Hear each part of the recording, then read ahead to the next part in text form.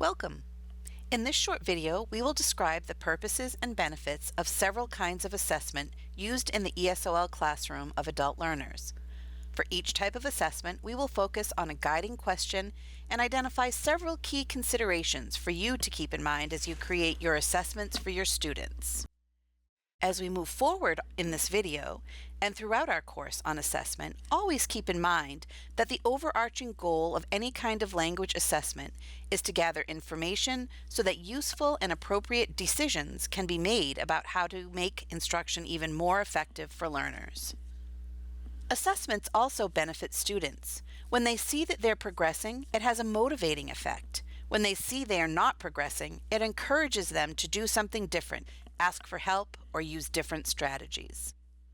The first kind of assessment teachers should conduct is a student needs assessment. Needs assessments are conducted to answer this most important question: who are my students and what are their learning needs?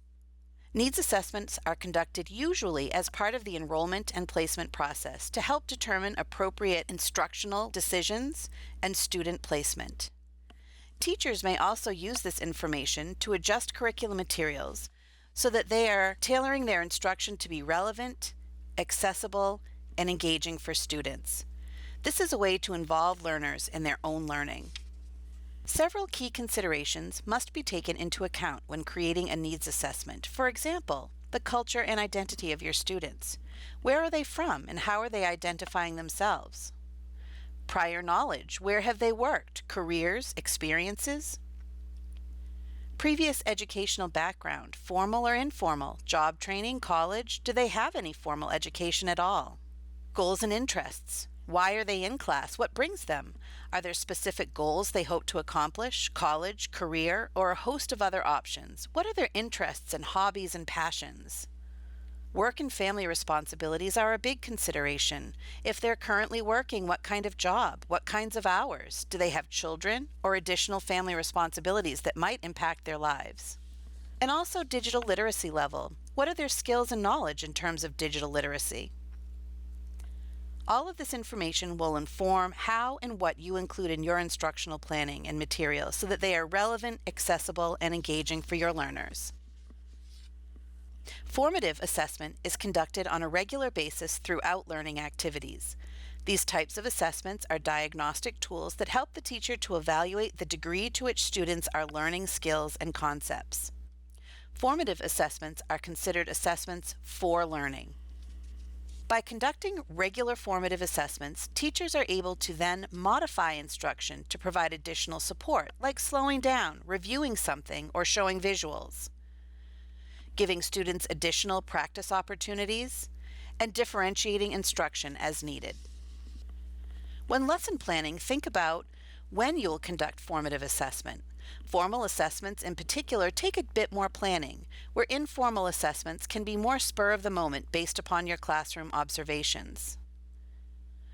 Whether to use an informal or formal assessment. A formative assessment may be informal, such as observing student interactions or noting pronunciation issues when a student reads aloud, or more explicit, such as assigning an exit ticket, knowledge check, or homework assignment at the end of an activity to check specific skills. And of course, once you conduct your assessment, how do these results impact your instruction? Classroom-based summative assessments are used to measure student success at the end of a learning cycle, and they are considered an assessment of learning. Although some types of assessment strategies may overlap between formative and summative assessments, the main difference between them is how the teacher uses the results. Again, summative assessment is conducted at the end of a learning unit and includes a culminating activity providing an opportunity for students to demonstrate their learning. It is also an opportunity for students to synthesize the many elements they have been learning and practicing in a project, presentation, or product, similar to what they may encounter outside of class. And summative assessment is primarily evaluative of the student's ability to demonstrate newly learned language and content. Because it is evaluative, the assessment should be based on clear criteria.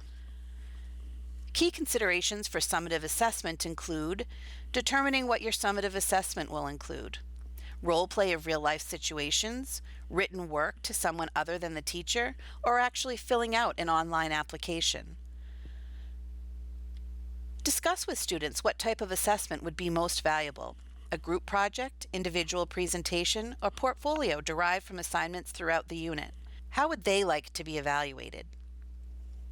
It's valuable to engage students in defining what success looks like, contributing to the creation of a checklist or rubric that will be used to measure learning. This step helps to ensure transparent expectation, promotes student understanding of the sequence of lessons and activities, and supports their ownership of learning. And finally, use the same language for assessment as in the learning objectives. For example, students will demonstrate learning by role-playing a conversation with landlord, boss, doctor, RMV clerk. Standardized testing is another form of summative assessment used with a different purpose. Results from standardized assessments help to determine level of placement and progression to subsequent class levels. And they're an objective measure of program effectiveness.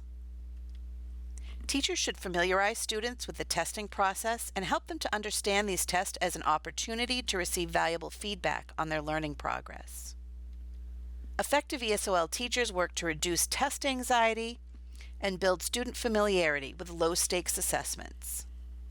As you work with students in preparation for program standardized testing, it is helpful to be familiar with the tests that students will be taking.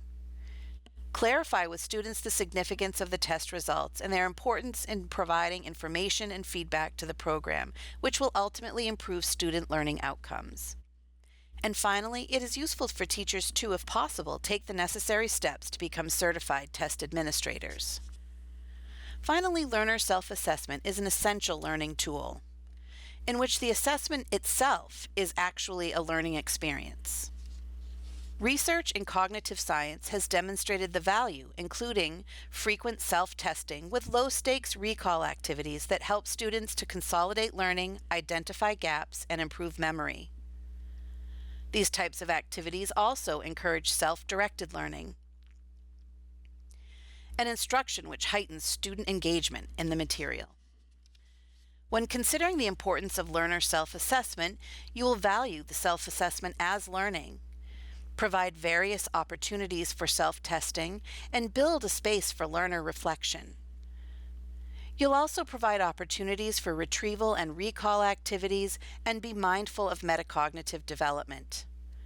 More formal self-assessment activities can occur at the end of lessons or units when students have the opportunity to reflect on learning and evaluate their skills, knowledge, or reasoning ability through checklists, learning logs, or group discussion. In summary, it is important that teachers involve learners in the assessment process by talking with them about how and why their progress is being measured, explaining assessment results, and providing opportunities to self-assess. Frequent progress reports are valuable to students to help them to see their own learning. In planning assessment, focus on the fact that assessment may not look like other tests students are familiar with.